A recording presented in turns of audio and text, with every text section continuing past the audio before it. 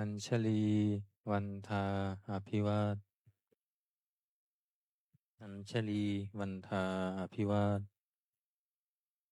อัญชลีวันทาอภิวาทอัญชลีวันทาอัญชลีขอโอกาสขออนุญาตครูบาอาจารย์พระมหาเถระพระเถรานุเถระพระมัชฌิมาพระนาคการในการเป็นต้นเสียงธรรมวัดเย็น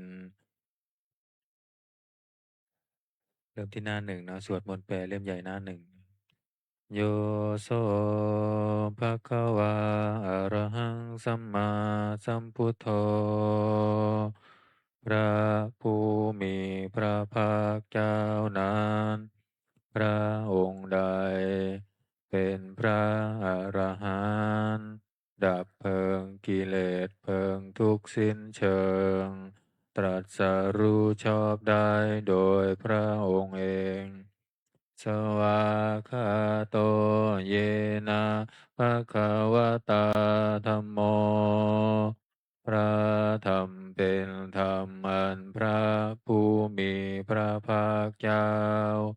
พระองค์ใดตรัสไว้ดีแล้ว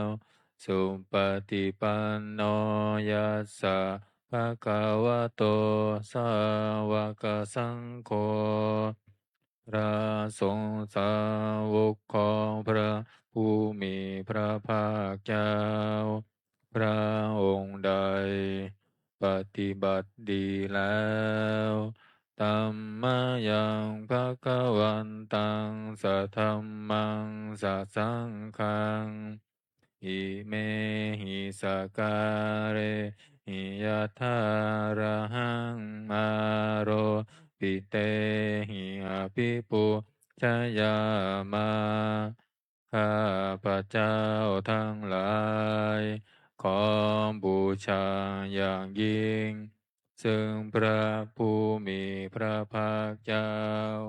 พระองค์นั้นพร้อมทั้งพระธรรมและพระสงฆ์ด้วยเครื่องสักการะทั้งหลายเหล่านี้อันยกขึ้นตามสมควรแล้วสาธุโนพันเตภควาสุจิราปรินิพุตโตปีข้าแต่พระองค์ผู้เจริญพระผู้มีพระภาคเจ้าแม้ปรินิพพานนานแล้วทรงสร้างคุณอันสำเร็จประโยชน์ไว้แก่ข้าพระเจ้าทั้งหลาย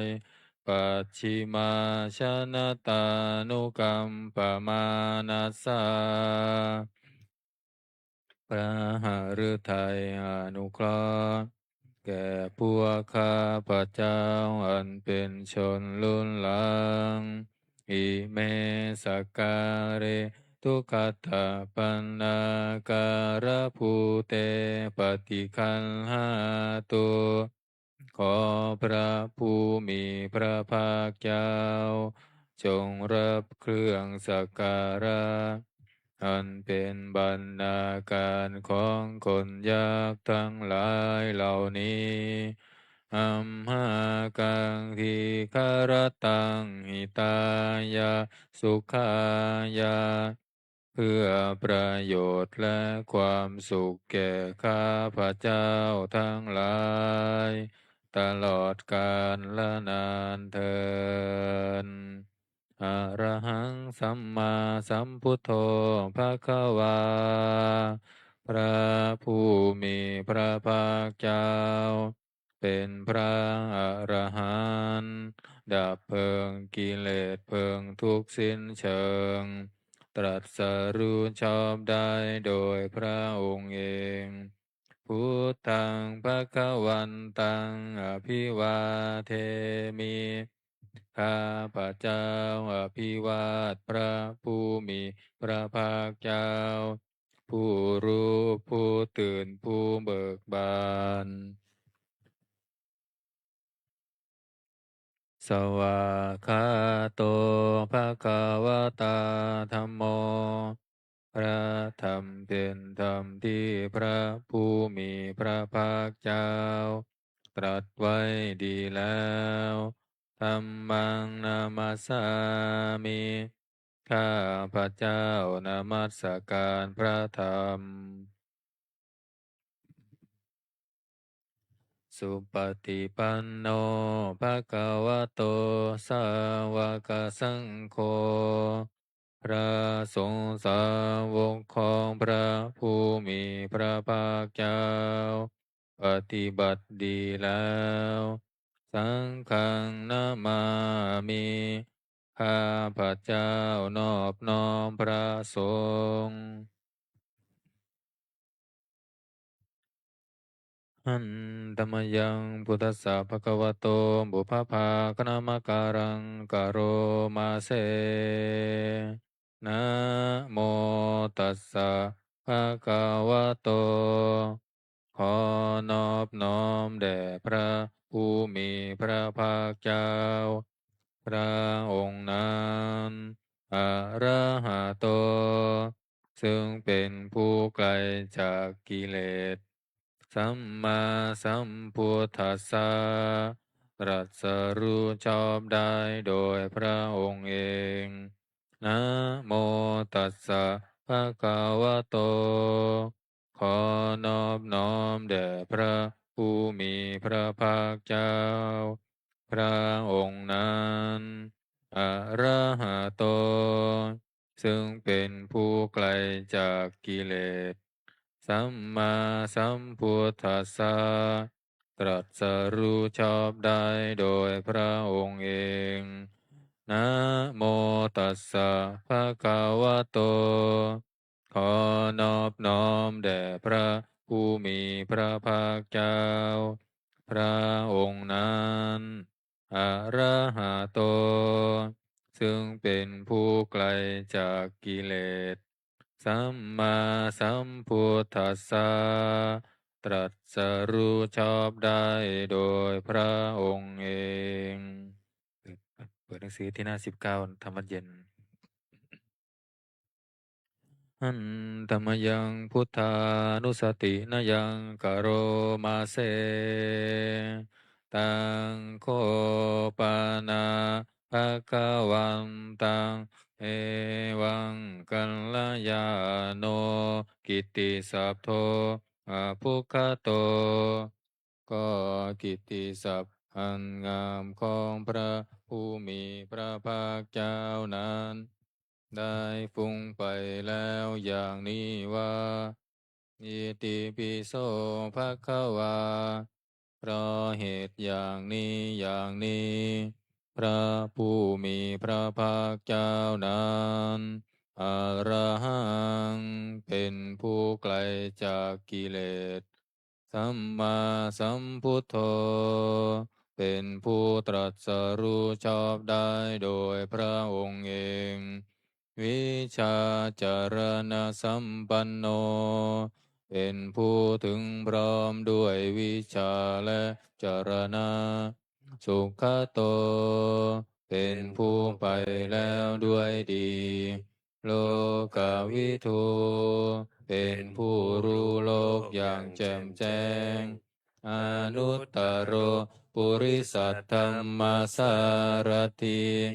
เป็นผู้สามารถฝึกบุรุษที่สมควรฝึกได้ อย่างไม่มีใครยิ่งกว่าสัทธาเทวมนุษย์สานัง เป็นครูผู้สอนของเทวดาและมนุษย์ทั้งหลายพุทโธเป็นผู้รู้ผู้ตื่นผู้เบิกบานด้วยธรรมภะคะวาติเป็นผู้มีความจำเริญจำแนกธรรมสั่งสอนสัตว์ดังนี้อันธรรมยังพุทธาภิกิติงกโรมาเสพุทธาวาระ ระหันตวรตาภิกขุนาภิยุตโตพระพุทธเจ้าประกอบด้วยคุณมีความประเสริฐแห่งอรหันตคุณเป็นต้นสุทธาพิยานกรุณา หิสมาคตโต พระองค์อันประกอบด้วยพระญาณและพระกรุณาอันบริสุทธิ์โอเทสิโยสุชนะตังกามรังวาสุโร พระองค์ใดทรงกระทำชนที่ดีให้เบิกบานดุจอาทิตย์ทำบัวให้บาน วันธามหังตามารนังศิรสาชิเนนทังข้าพระเจ้าไหว้พระชินสีห์ผู้ไม่มีกิเลสพระองค์นั้นด้วยเสียงกล่าวพุทโธโยสัพพปานีนังสารนังเขมามุตตะมัง พระพุทธเจ้าพระองค์ใด เป็นสารณะอันเกษมสูงสุดของสัตว์ทั้งหลายปัตถมานุสติทานังวันตามิตังสิเรนะหังข้าพระเจ้าไหว้พระพุทธเจ้าพระองค์นั้นอันเป็นที่ตั้งแห่งความระลึกองค์ที่หนึ่งด้วยเสียงกล่าว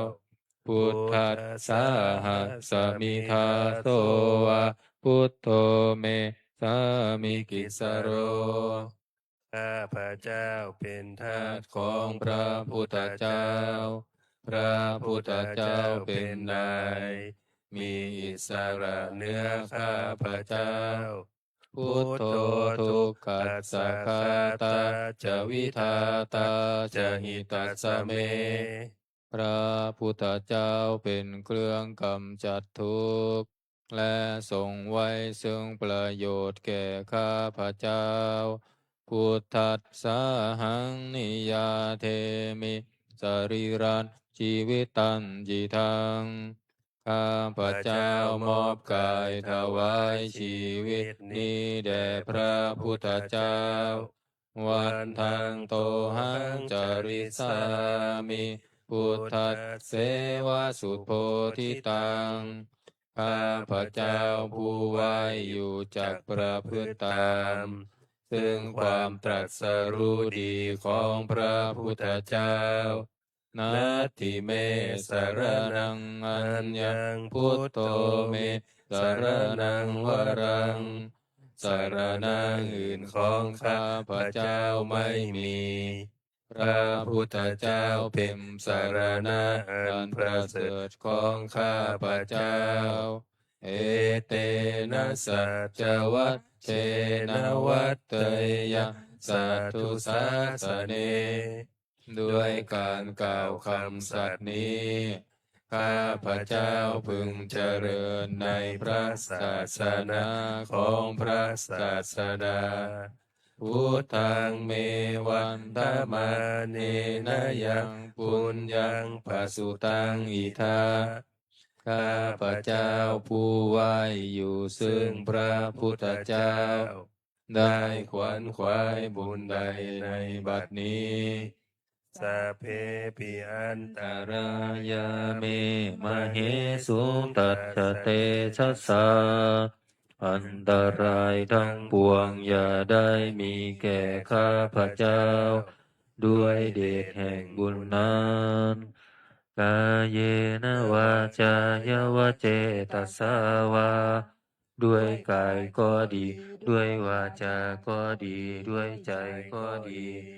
พุทเทกุกัมมังปะกตังมยายังกรรมหน้าติเตียนอันใด ที่ข้าพระเจ้ากระทำแล้วในพระพุทธเจ้า พุทโธปฏิคันหาตัวชยันตัง ขอพระพุทธเจ้าจงงดซึ่งโทษล่วงเกินนานๆการันตะเรสังวริตุงวาพุทเท เพื่อการสำรวมระวังในพระพุทธเจ้าในการต่อไป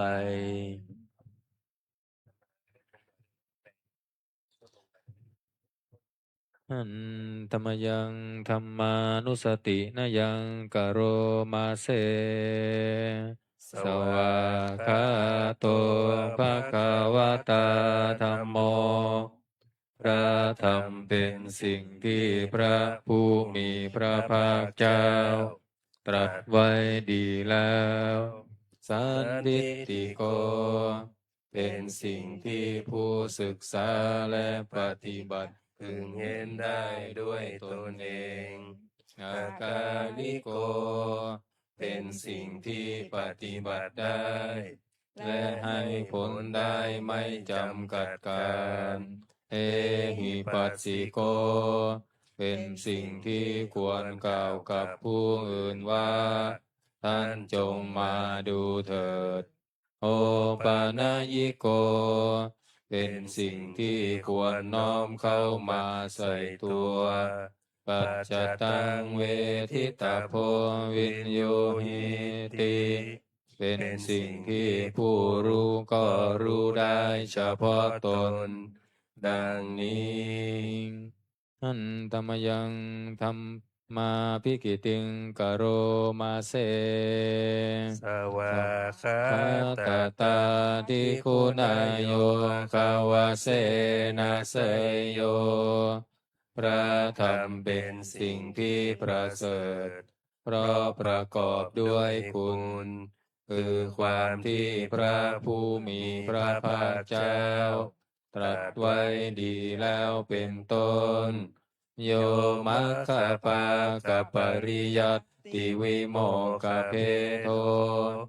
เป็นธรรมอันจำแนกเป็นมรรคผลปริยัติและนิพพาน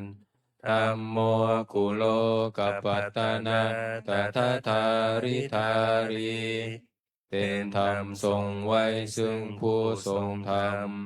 จากการตกไปสู่โลกที่ชั่ว วันธามหังตามหารังวรธรรมเมตตัง ข้าพระเจ้าไหว้พระธรรมอันประเสริฐนั้น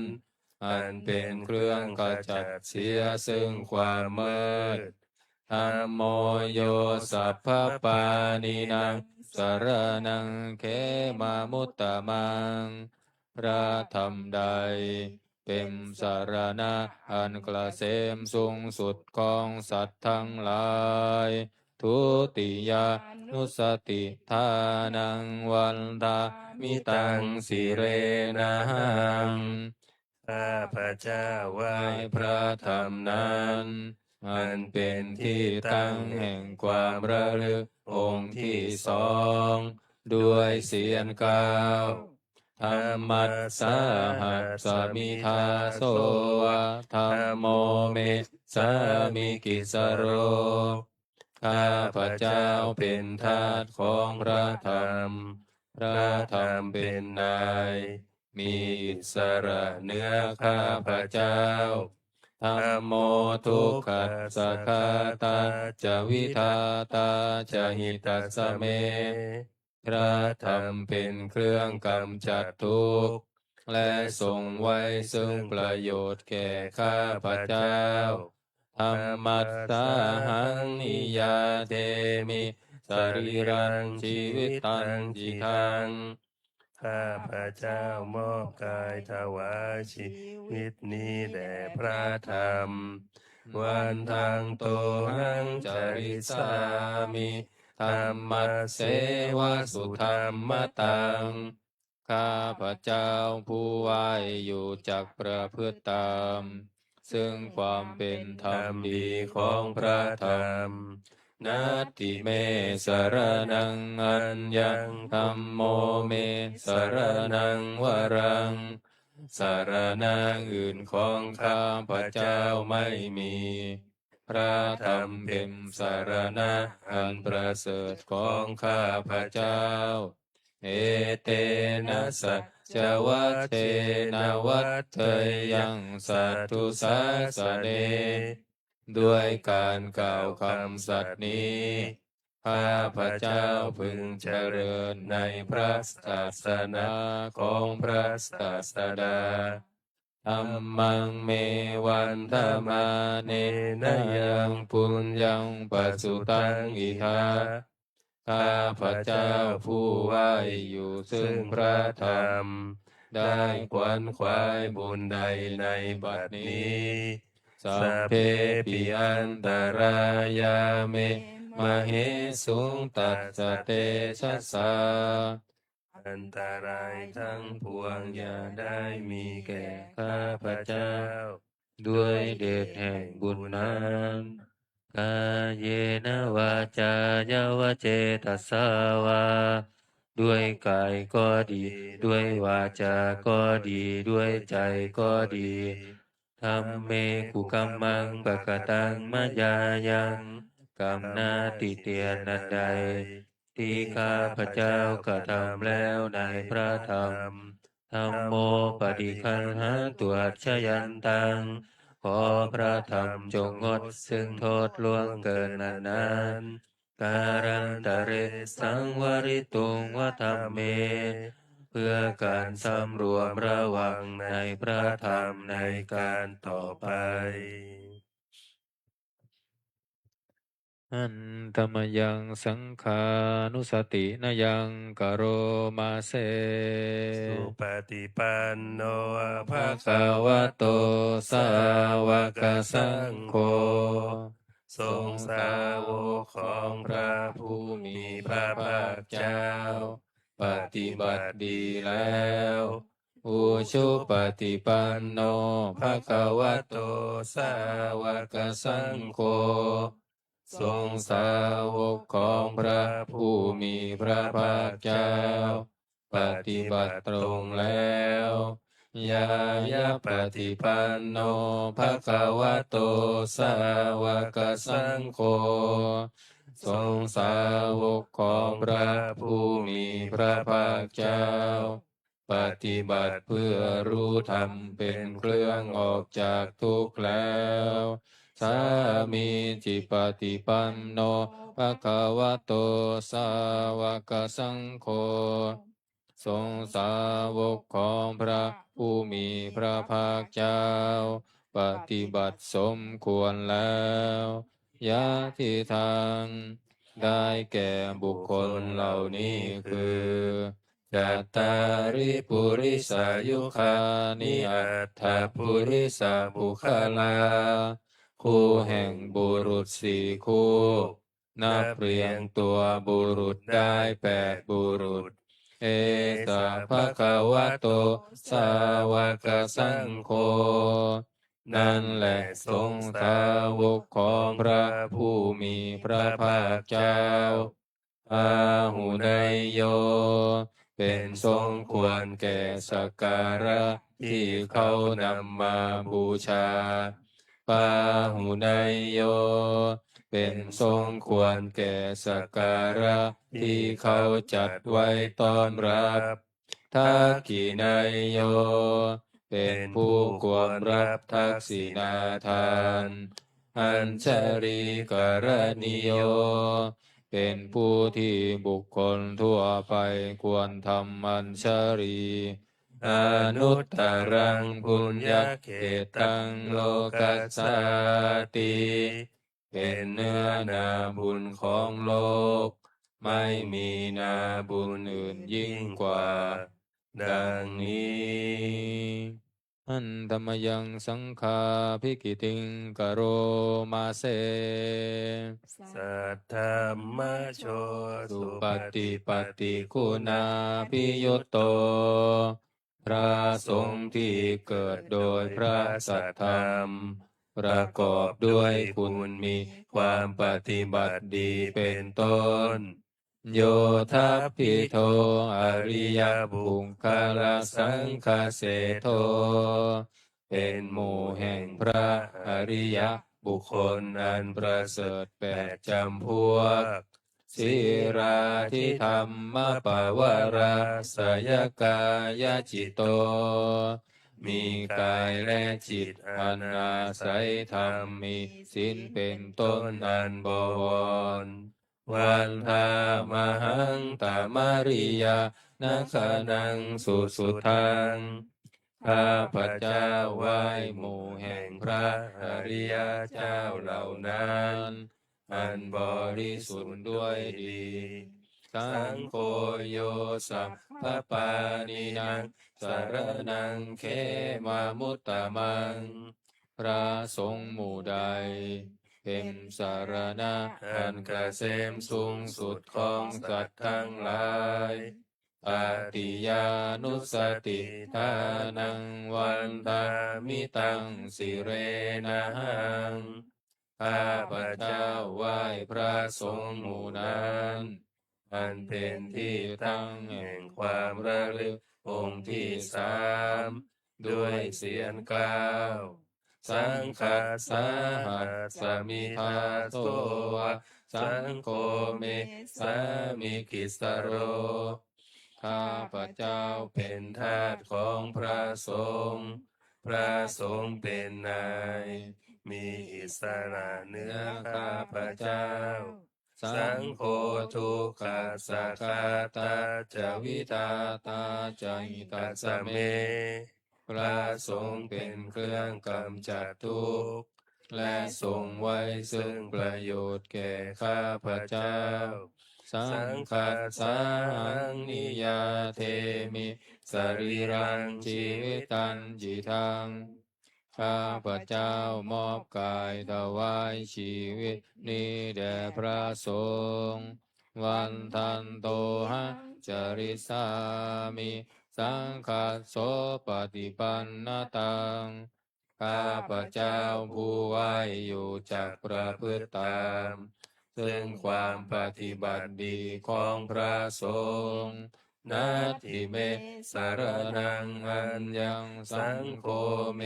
สารนังวรังสารณะอื่นของข้าพเจ้าไม่มี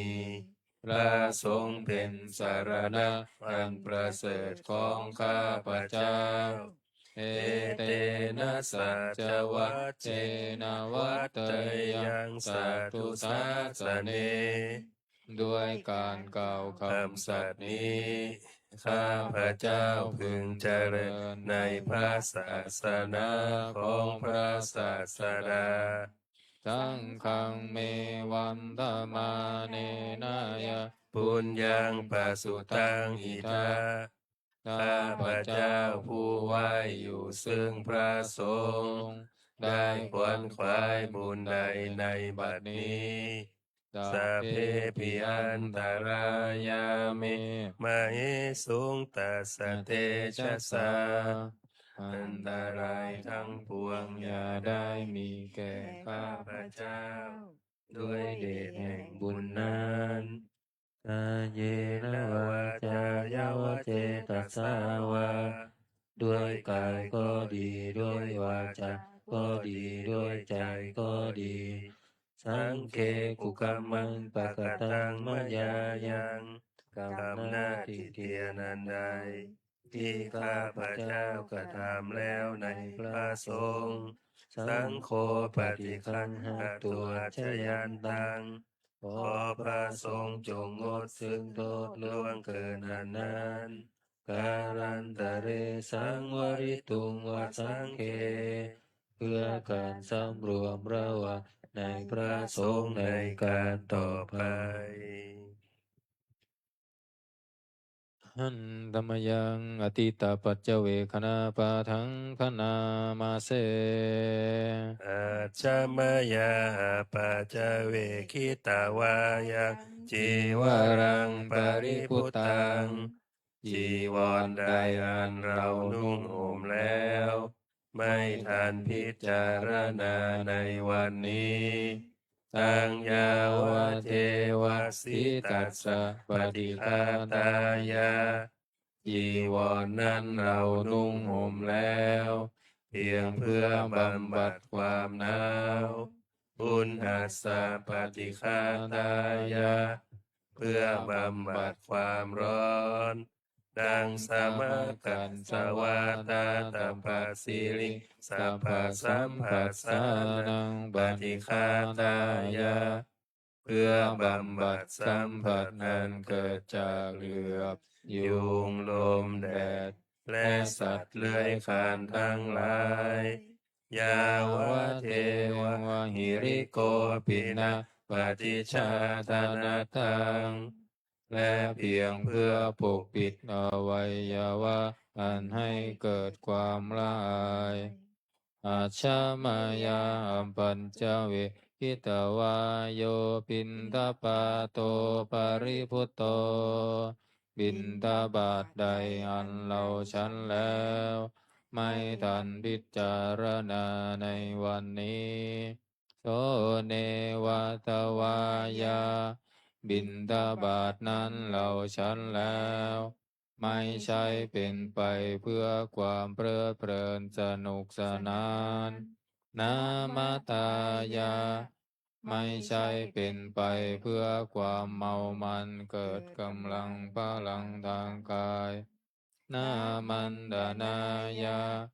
ไม่ใช่เป็นไปเพื่อประดับนาวิภูสนายาไม่ใช่เป็นไปเพื่อตกแต่งยาวะเทวะอิมัสสกายัสสะทิฏฐิยาแต่ให้เป็นไปเพื่อความตั้งอยู่ได้แห่งกายนี้ยาปนายาเพื่อความเป็นไปได้ของอัตภาพวิหิงสุปารติยา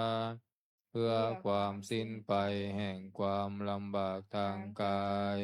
พรหมจริยานุคาหายาเพื่ออนุเคราะห์แก่การประพฤติพรหมจรรย์อิติปุรานันจะเวทนังปฏิหังคามิด้วยการทำอย่างนี้ เราย่อมระงับเสียได้ซึ่งทุกขเวทนาเก่าคือความหิวนาวันจะเวทนังนาอุปาเทสามิ และไม่ทำทุกขเวทนาไม่ให้เกิดขึ้นยาตราจะเมภวิสติอนวัชชตาจะพาสุวิหารโรจาติ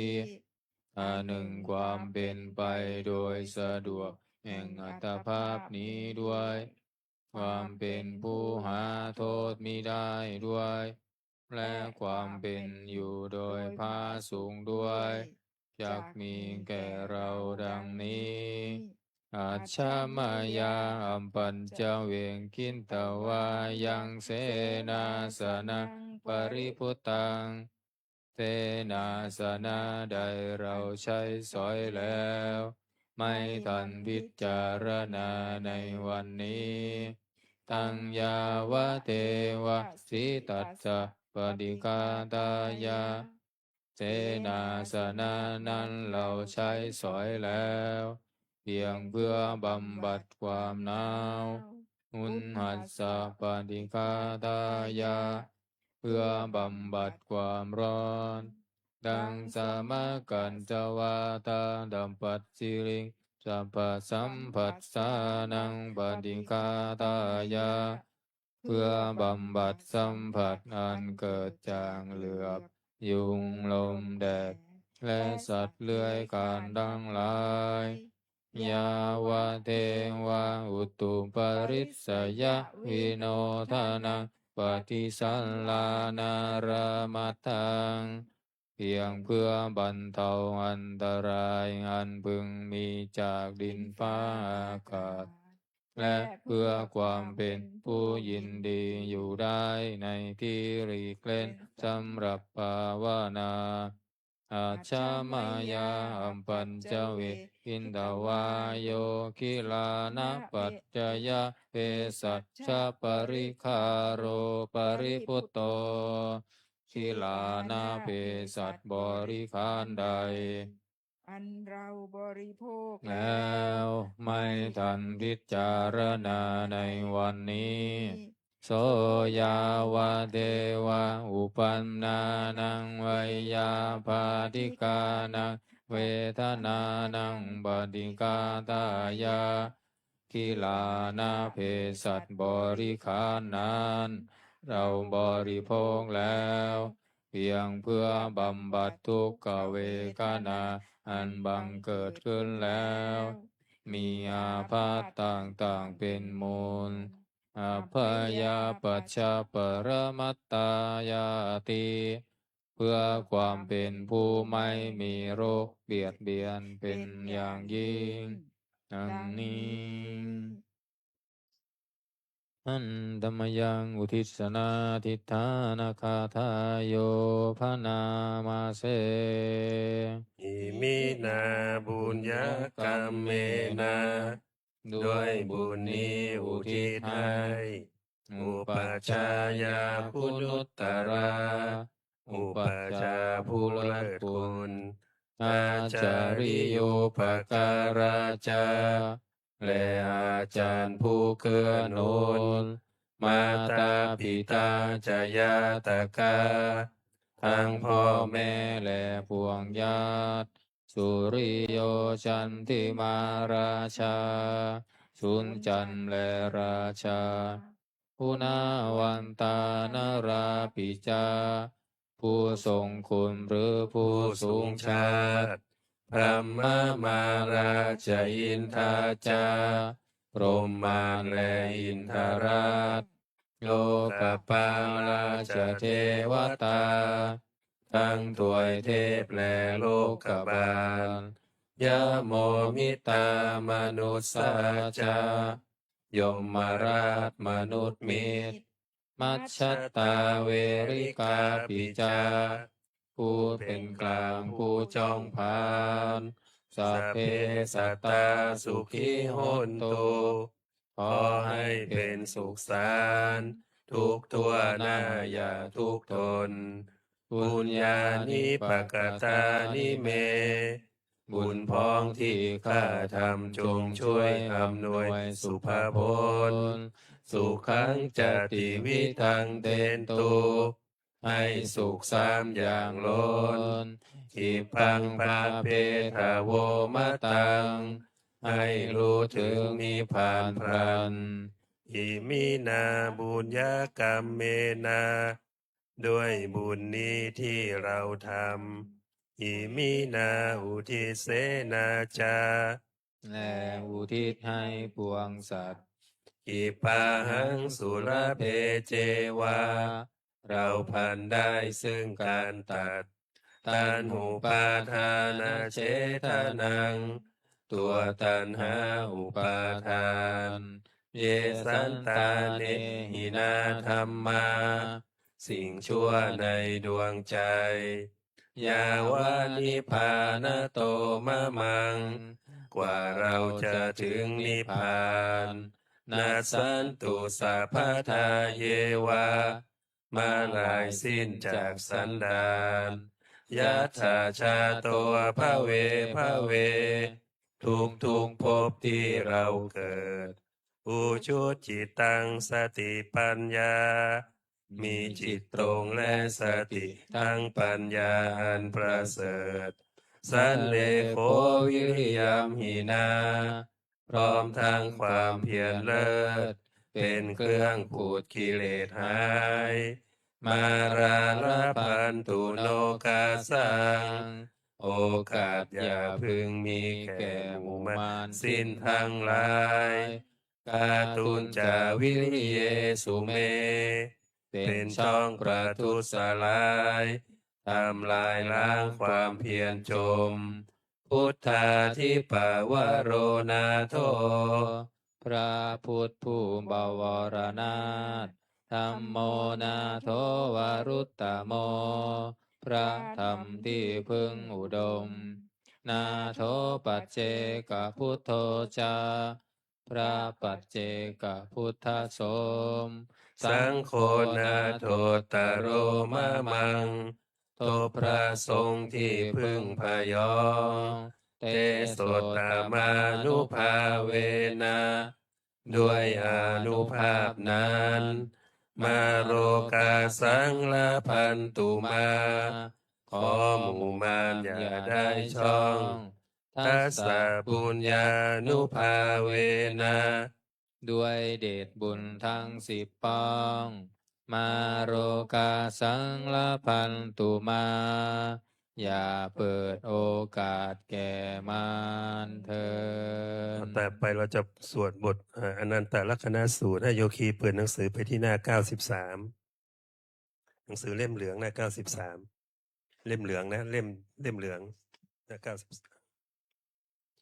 นะโมตัสสะภะคะวะโตอะระหะโตสัมมาสัมพุทธัสสะนะโมตัสสะภะคะวะโตอะระหะโตสัมมาสัมพุทธัสสะนะโมตัสสะภะคะวะโตอะระหะโตสัมมาสัมพุทธัสสะพุทธังสรณังคัจฉามิธัมมังสรณังคัจฉามิสังฆังสรณังคัจฉามิทุติยัมปิพุทธังสรณังคัจฉา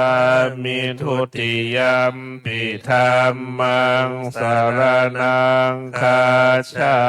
มิทุติยัมปิสังฆังสรณังคัจฉามิตติยัมปิพุทธังสรณังคัจฉามิตติยัมปิธัมมังสรณังคัจฉามิตติยัมปิสังฆังสรณังคัจฉามิเอวเมสุตังเอกังสมยังภคะวาภาลานาสิยาวิหารติสิปัตตานิ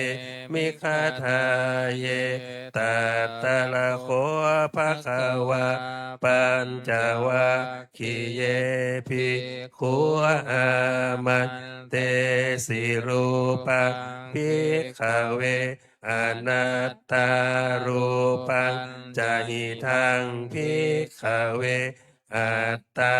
อภาวิสานายิทังรูปังอาภาทายาสังวัตเตยละเพทาจารูเปเอวังเมรูปังโหนตุเอวังเมรูปังมาอโหนสิติยัสสมาจาโคภิกขเวรูปังอนัตตาตัสสมารูปังอาภาทายาสังวัตตตินาจาลาปฏิรูปเปเอวังเมรูปังโหนตุเอวังเมรูปังมาอโหนสิติเวทนาอนัตตาเวทนาจาหิทังภิกขเวอัตตาอภาวิสานายิทังเวทนาอาภาทายาสังวัตเตยละเพทาจเวทนายะเอวังเม ทนาโหตุ เอวังเมเวทนามาอโหสิติยาสมาจะโคภิกขเวเวทนาอนัตตาตัสสมาเวทนาอาภาทายาสังวัตตินาจาลาปฏิเวทนายะเอวังเมเวทนาโหนตุเอวังเมเวทนามาอโหสิติสัญญาอนัตตาสัญญาจะหิทังภิกขเวอัตตาอภาวิสานายิทังสัญญาอาภาทายาสังวัตเตยาละ เพจะสัญญายะเอวังเม สัญญาโหตุเอ เอวังเมสัญญามะอโหสิติยัสสมาจะโคภิกขเวสัญญาอนัตตาตัสสมาสัญญาอาภาทายาสังวัตตินาจาระปฏิสัญญายะเอวังเม สัญญา โหนตุเอวังเมสัญญามะอโหสิติสังขาระอนัตตาสังขาระ ชาหิทังภิกขเว อัตตาอภาวิสังสุนัยทังสังขาระอาภาทายาสักวัตเตยุลาเพตสังขาเลสุเอวังเมสังขาระโหนตุเอวังเมสังขาระมาเหสุติยัสสมาจะโคภิกขเวสังขาระอนัตตาตัสสมาสังขาระ ปาทายา สังวัตตันตินาจาระปฏิสังขาเลสุเอวังเมสังขาระโหนตุเอวังเมสังขารามาอเหสุนติวิญญาณังอนัตตา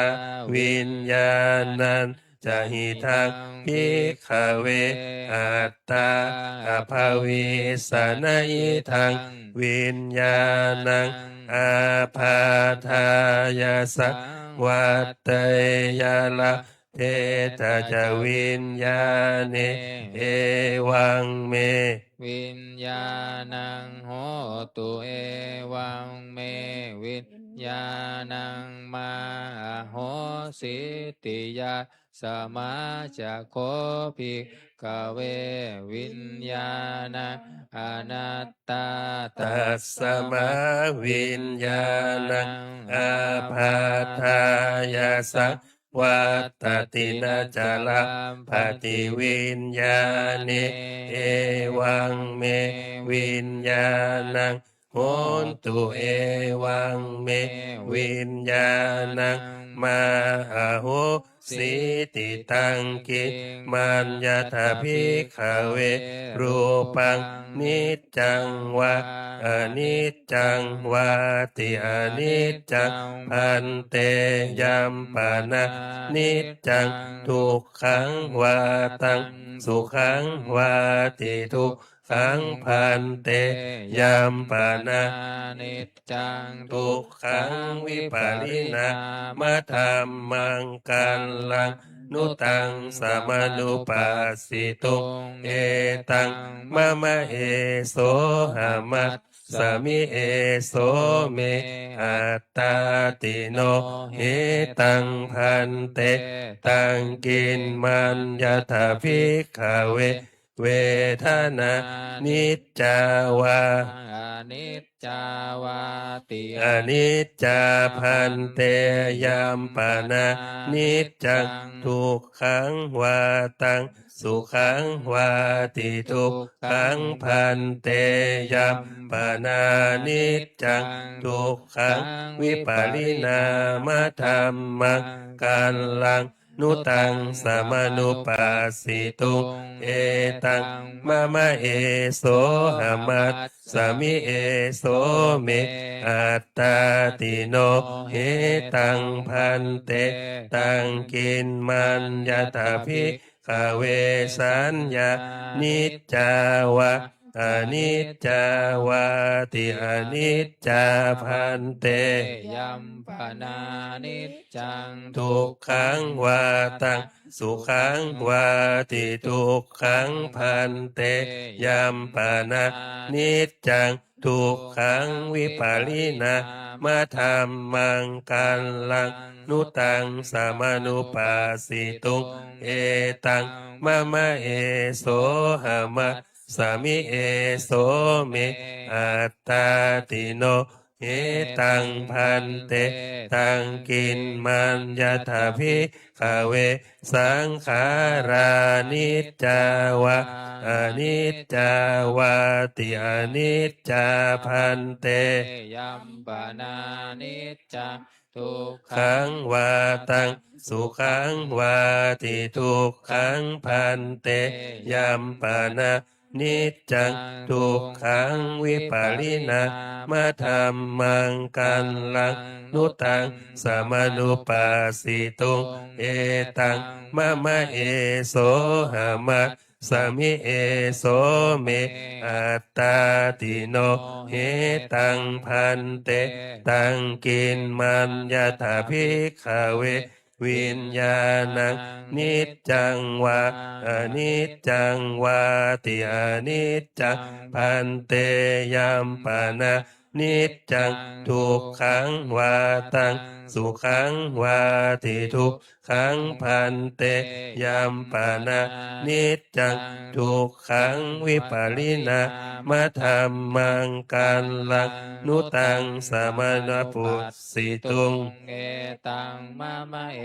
โสหะ ธรร มะ มสมิเอโสเมอัตตาติโนเหตังพันเตตัสสมาติหาภิกขเวยังกินจิรูปังอติตานะคตปัจจุปันนังอาชาตังวะพหิทาวะโอราลิกังวะสุขุมังวะหินังวะปานิตังวายันทุเร สันติเกวาสัพพังรูปังเนตังมะมะเนโสหะ อา มั มัสสมินาเมโสอัตตาติเอวะเมตังยะถาภูตังสัมมาปัญญายะทัตตะพังยากาจิเวทนาอติตานะคตปัจจุปันนะอาชัตตาวา พะหิทาวาโอลา ลิกาวาสุขุมาวาหินังวาปานิตาวายาทุเรสันติเกวะสัพพะเวทนาเนตังมะมะเนโสหะมะสมินาเมโสอัตตาติเอวะเมตังยะถาภูตังสัมมาปัญญายะทัตตะพังยากาจิสัญญาอติตานะคตปัจจุปันนา ชัตตาวาพะหิทาวาโอลาลิกาวาสุขุมาวาหินาวาปณิตาวายาทุเรสันติเกวาสัพพาสัญญาเนตัง มะมะเนโสหะมัสสมินาเมโสอัตตาติเอวะเมตังยะถาภูตังสัมมาปัญญายะทัตตาพังเยเก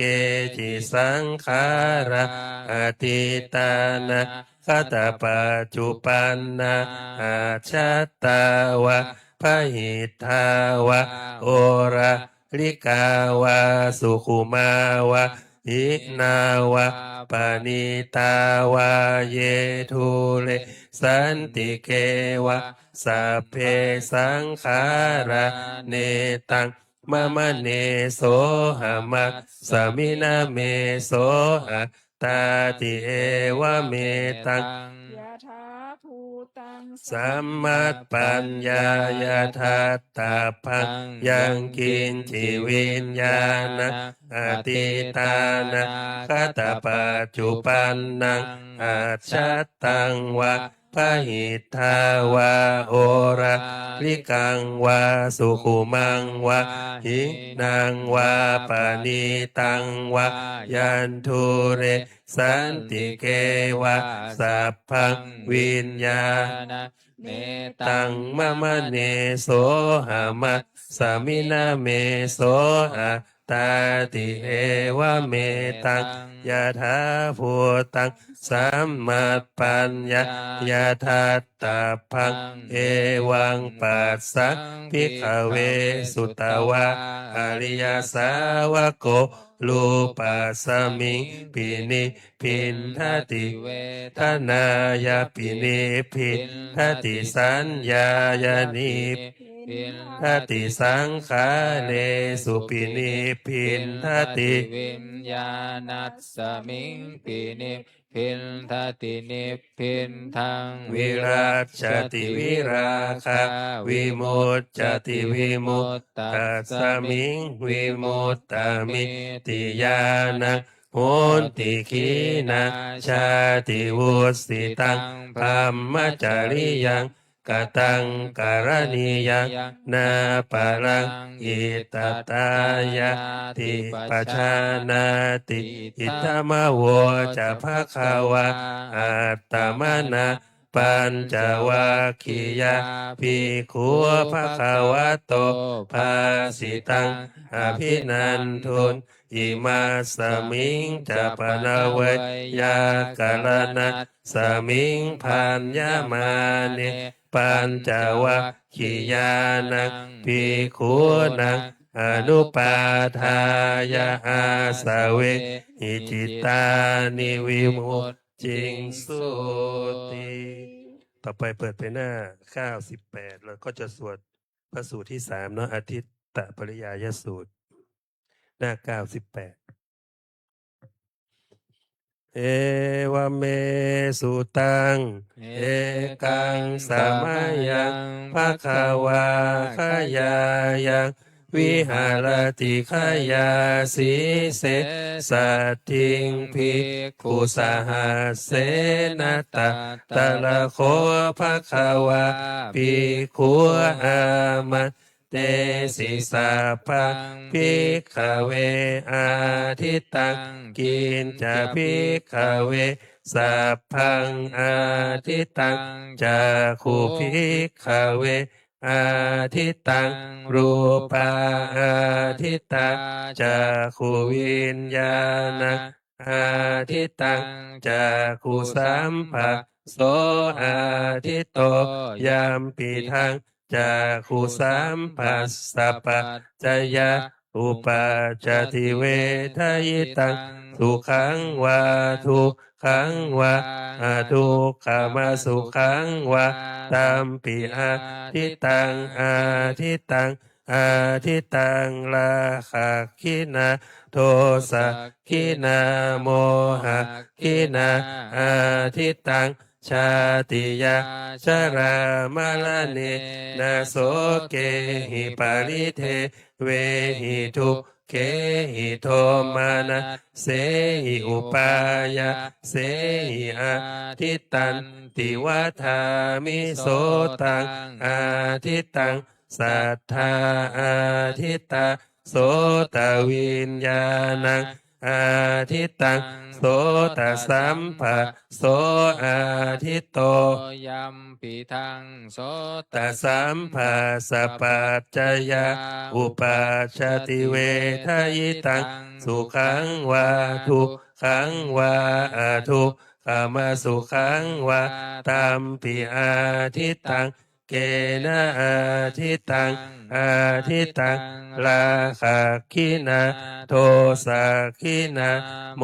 หะคินาอาทิตตังชาติยาชรามลเนนาโสเกหิปาริเทเวหิทุเกหิโทมานะเส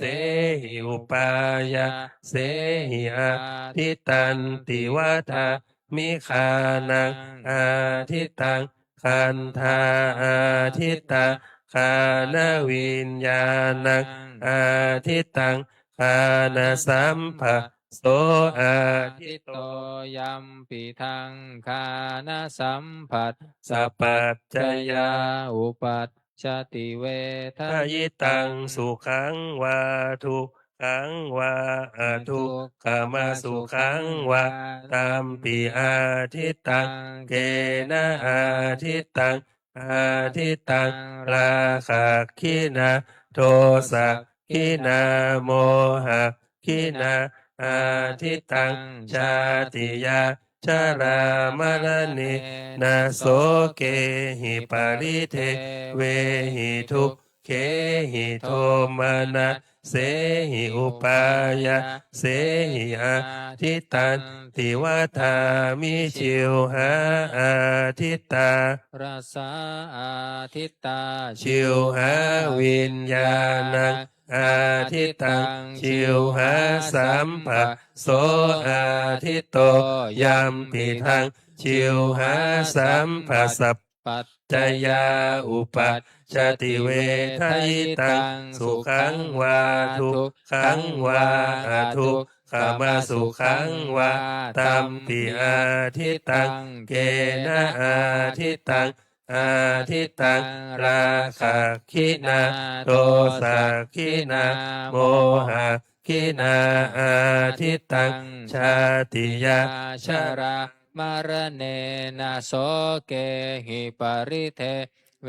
หิทุกเขหิโทมานัสเสหิอุปายาเส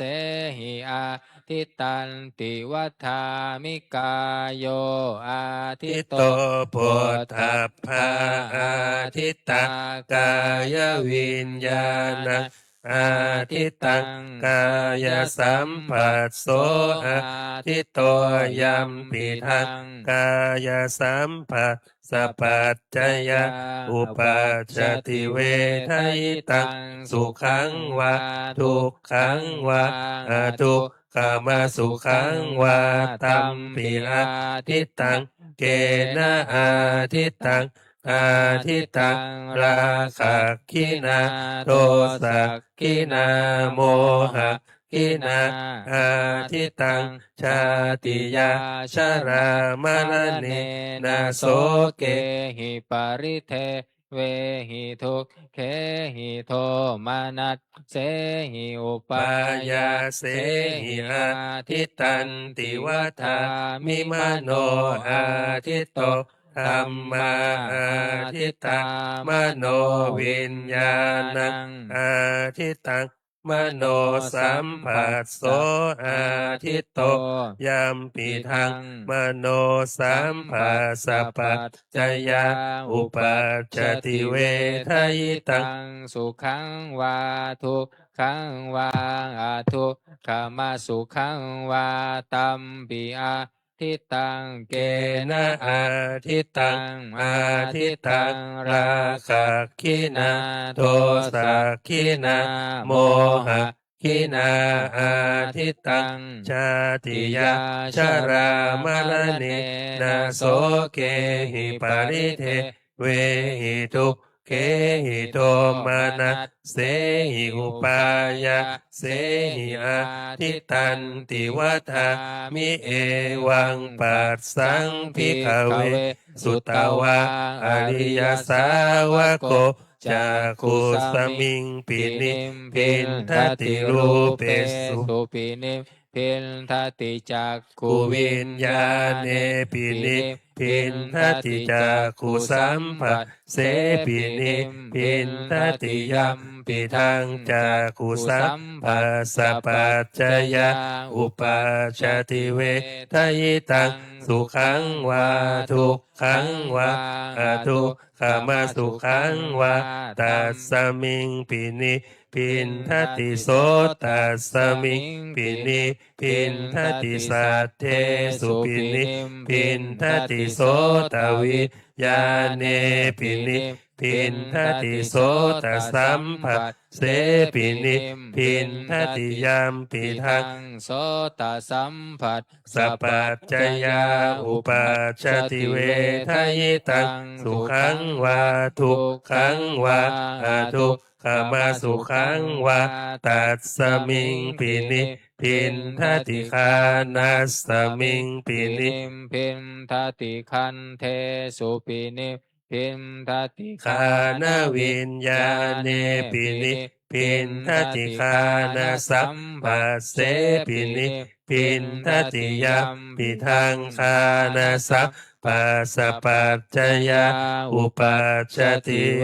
ทยิตังสุขังวาทุกขังวาทุกขมาสุขังวาตัสสมิงปินิพินทติชิวหายปนิพินทติลาเสสุปินิพินทติชิวหาวิญญาเนปินิพินทติชิวหาสัมผัสเสปินิพินทติ ยาปิทังชิว หาสัมผัสสะปัจจยาอุปัชชติเวทยิตังสุขังวาทุกขังวา ทุกข วาตัสสมิงปินิพินทติกายาสมิงปินิพินทติโพธาเพ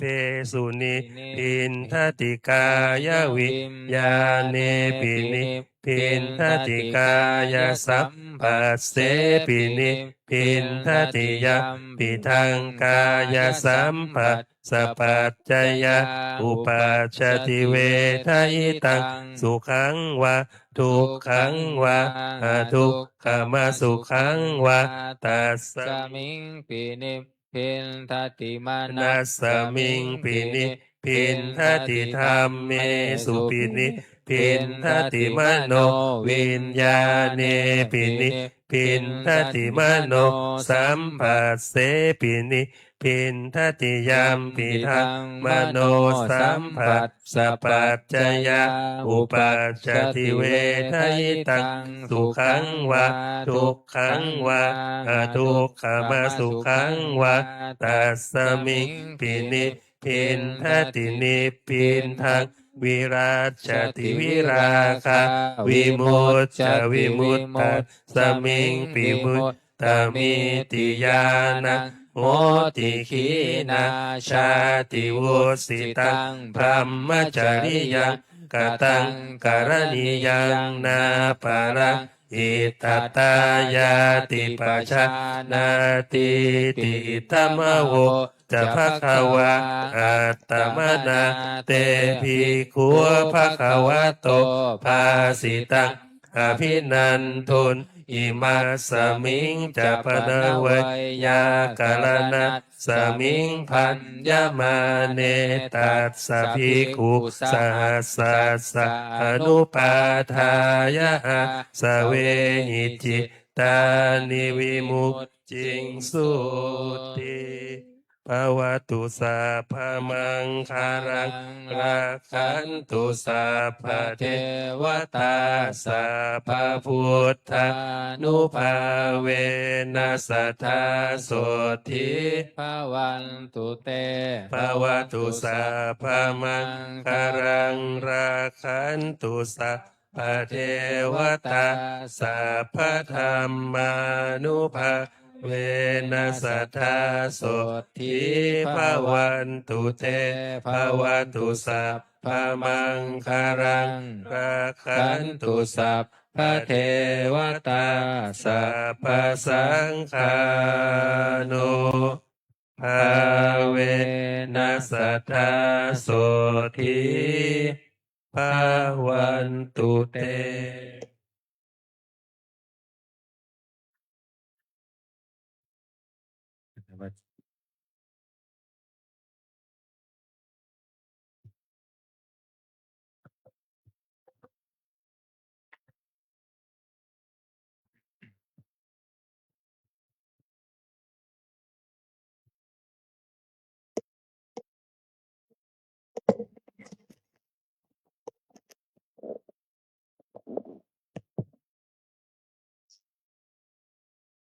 นิมนต์พระภิกษุทั้งหมด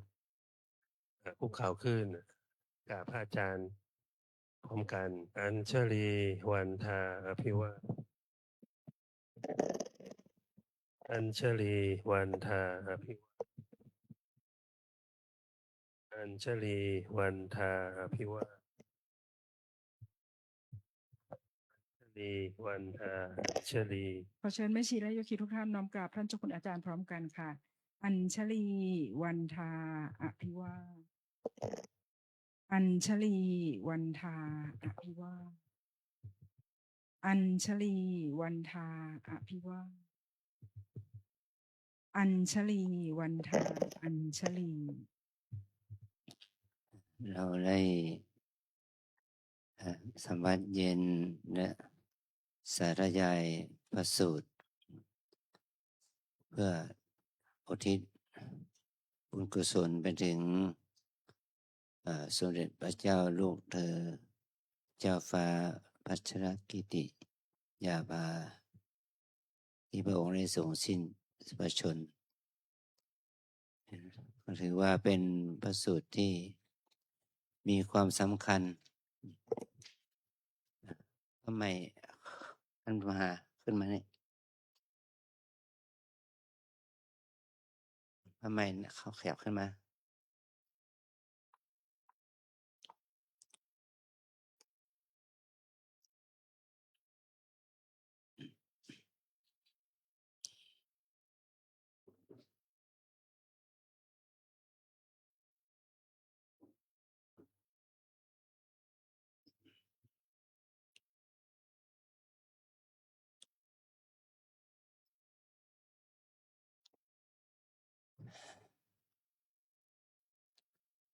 พระสูตรนี้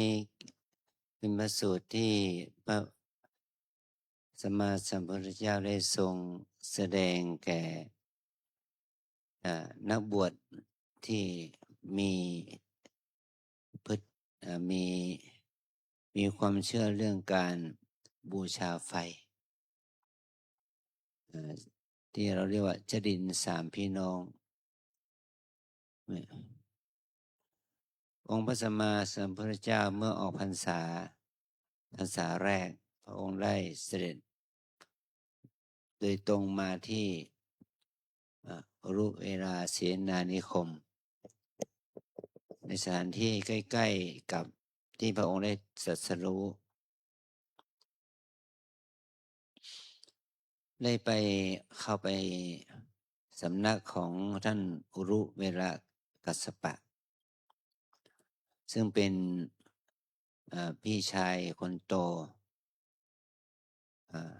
แต่ก็มีบริวารที่บำเพ็ญเพียรบูชาไฟถึง500 คนแต่ก็มีน้องอีก2 คน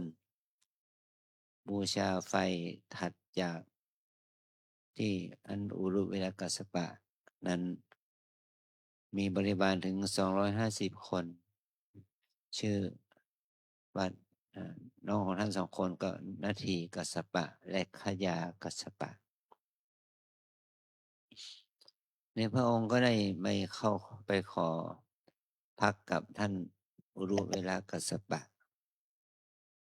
ท่านอุรุเวลากัสสปะก็บอกว่าเราไม่มีที่ให้พักแต่มีที่หนึ่งที่จะเราบูชาไฟเพื่อบูชาพญานาค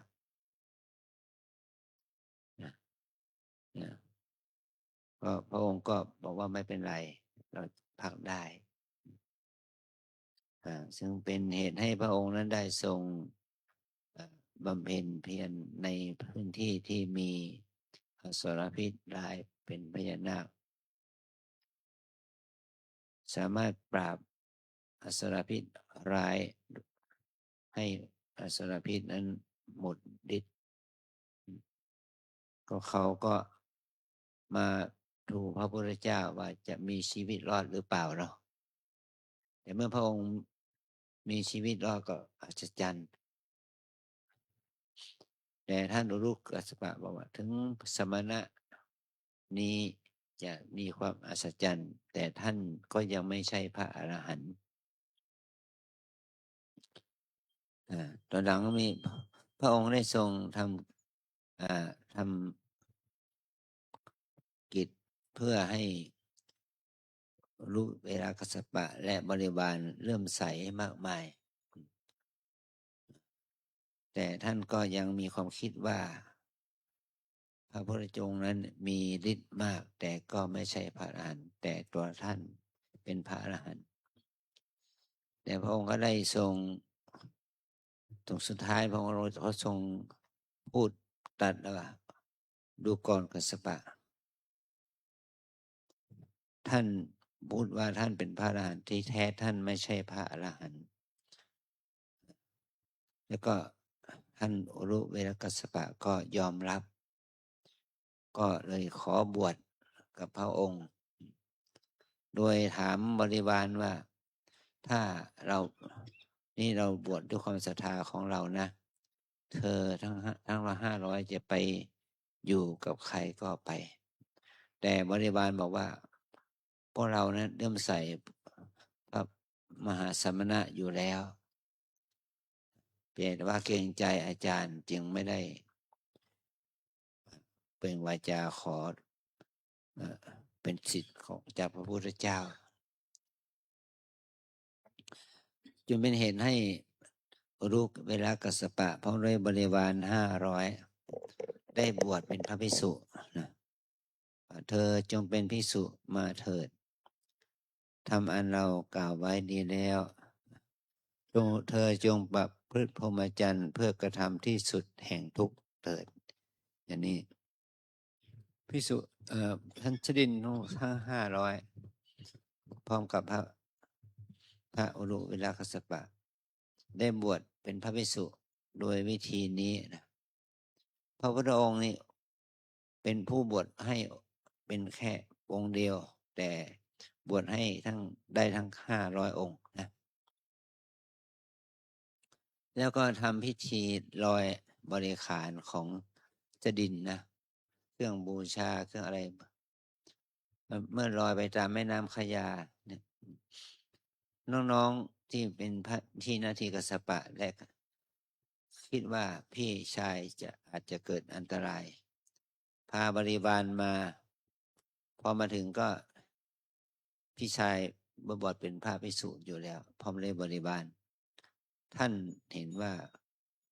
ธรรมวินัยนี้คงจะเป็นธรรมวินัยที่ดีท่านจึงทำให้ท่านพี่ชายของเราเนี่ยได้บวชนาทีกัสสปะก็เลยพาบริวาร250คนบวชและลอยบริขารไปตามแม่น้ำขยาไปถึงที่ขยากัสสปะอยู่ขยากัสสปะก็ขึ้นมาหาพี่ชายคนรองก็อาสนะว่างเปล่าก็ขึ้นมาหาพี่ชายองค์เล็กองค์โตน่ะก็มาเห็นพี่ชายบวชใช่ก็เลยขอบวชอีกมีพระพุทธเจ้านี่มีบริวารเป็นพระภิกษุมีถึง1,000 รูปนะภิกขุสหัสเสนะภิกษุ 1,000 ที่เราสวดนะแล้วพระองค์ก็เลยตรัสธรรมที่จะสอนท่านกัสสปะทั้ง3และบริวาร 1,000 โดยอาศัยบทสูตรที่เราสวดนะนี่เราสวดว่าอะไร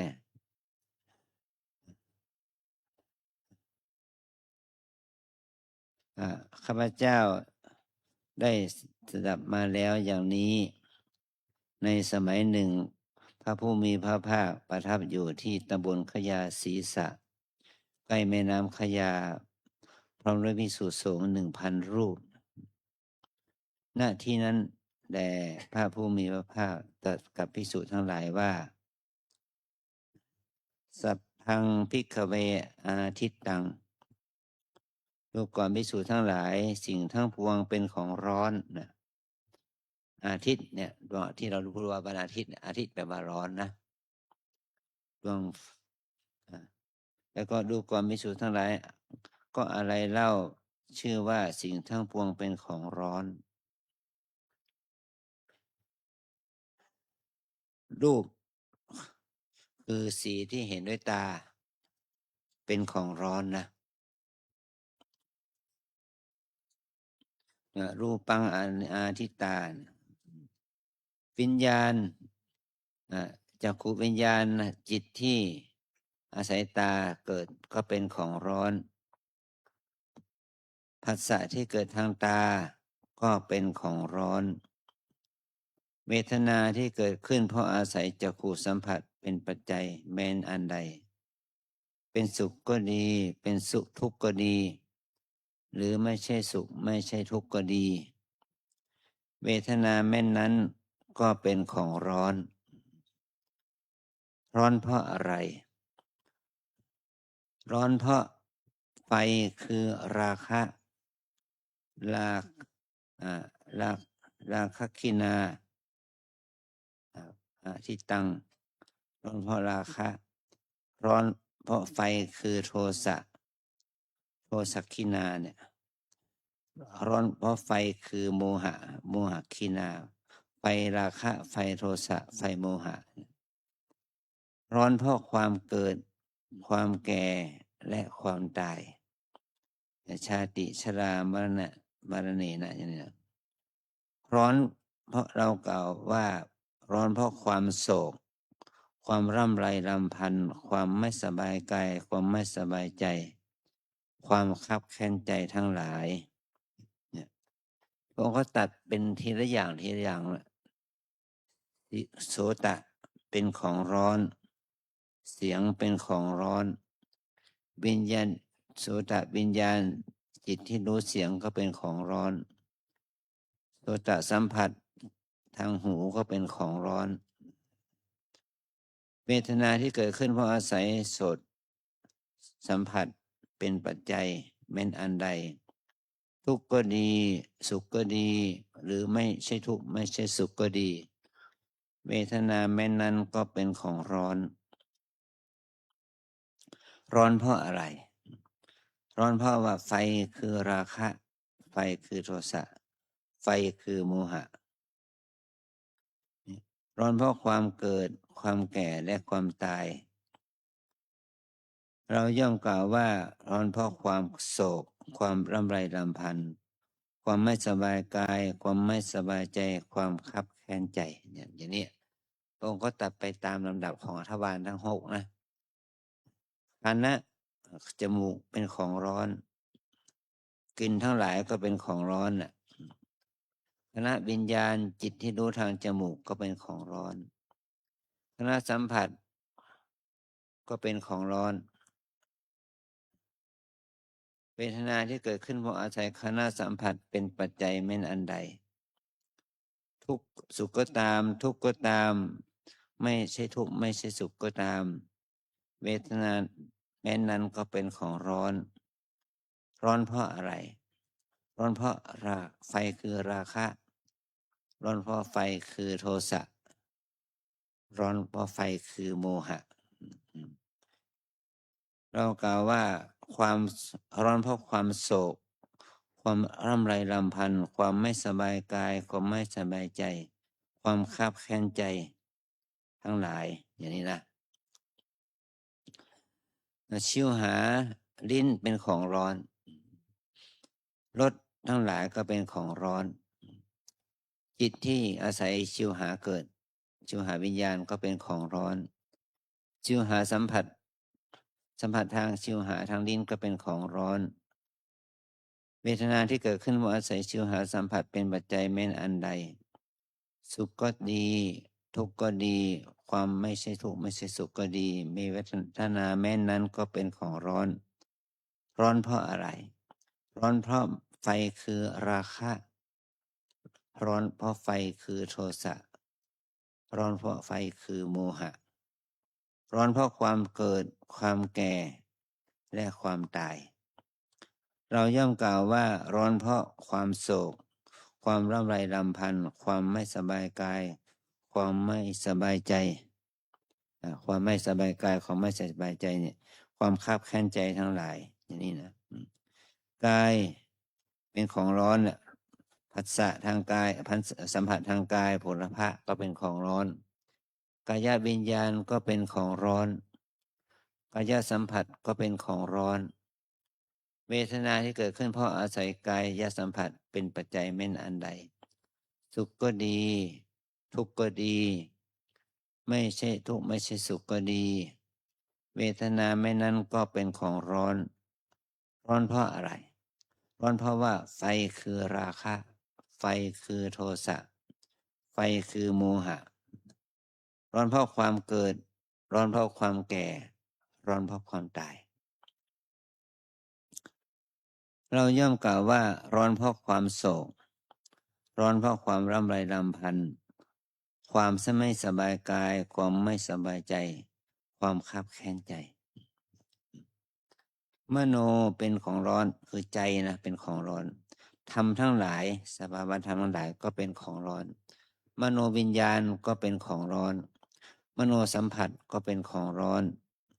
เวทนาที่เกิดขึ้นเพราะอาศัยมโนสัมผัสเป็นปัจจัยแม้นอันใด สุขก็ดี ทุกข์ก็ดี ไม่ใช่ทุกข์ไม่ใช่สุขก็ดี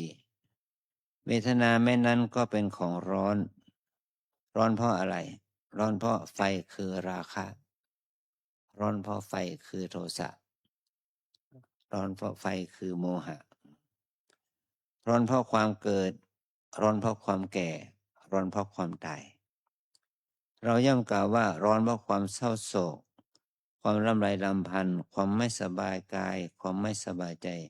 ความคับแค้นใจทั้งหลายดูก่อนภิกษุทั้งหลายอริยสาวกผู้มีสุตตะผู้มีสุตตะแบบผู้มีได้ฟัง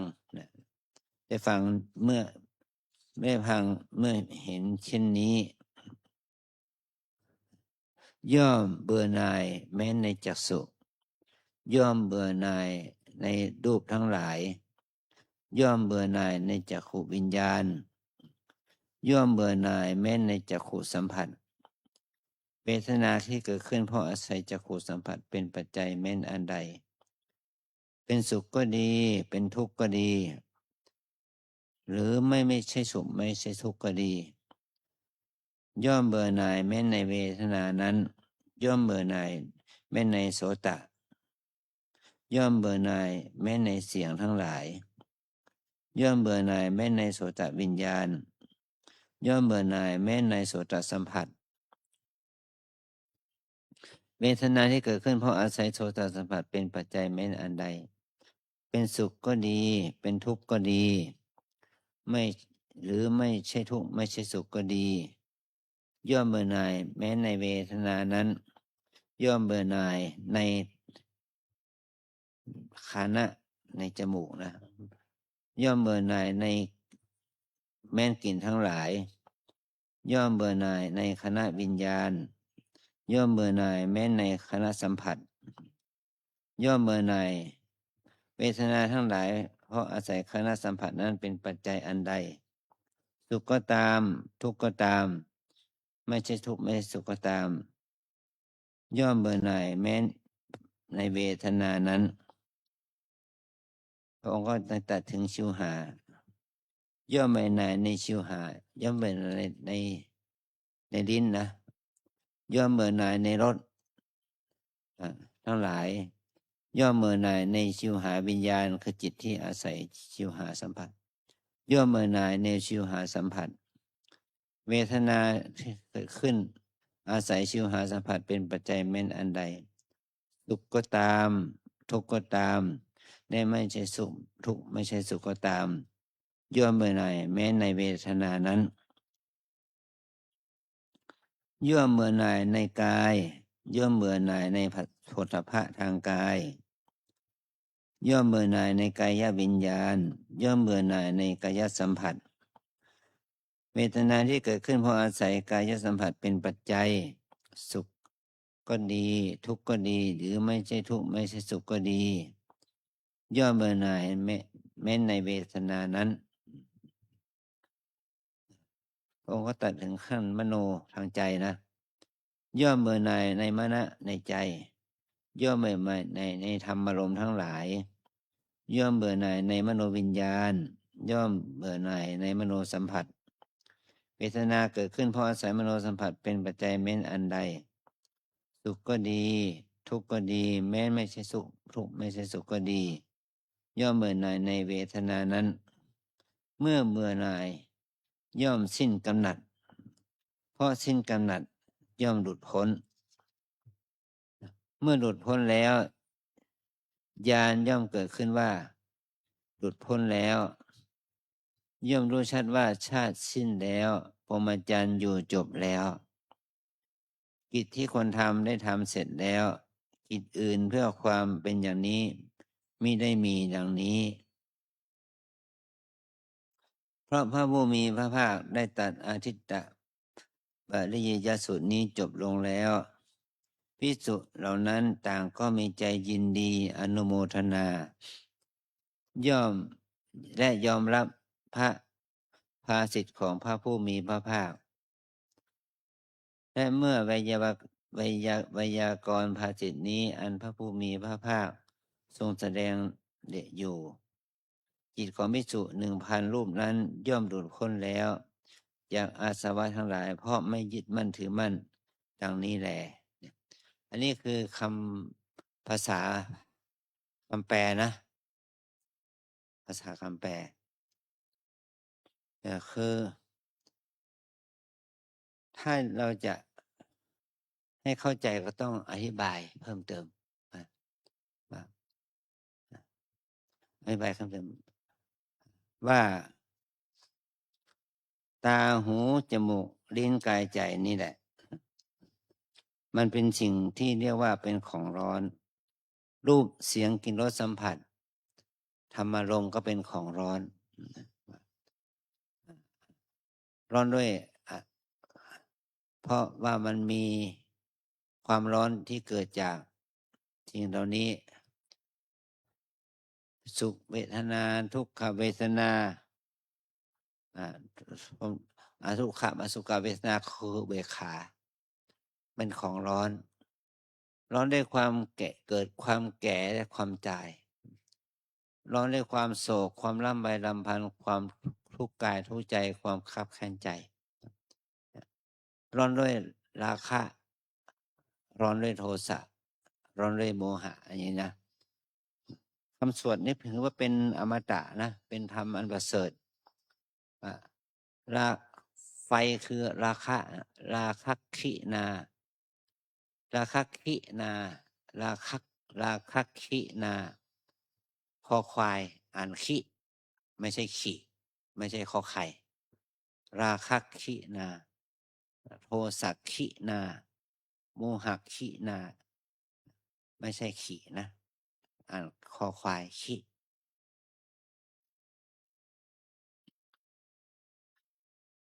คือเป็นคำสอนที่พระองค์สอน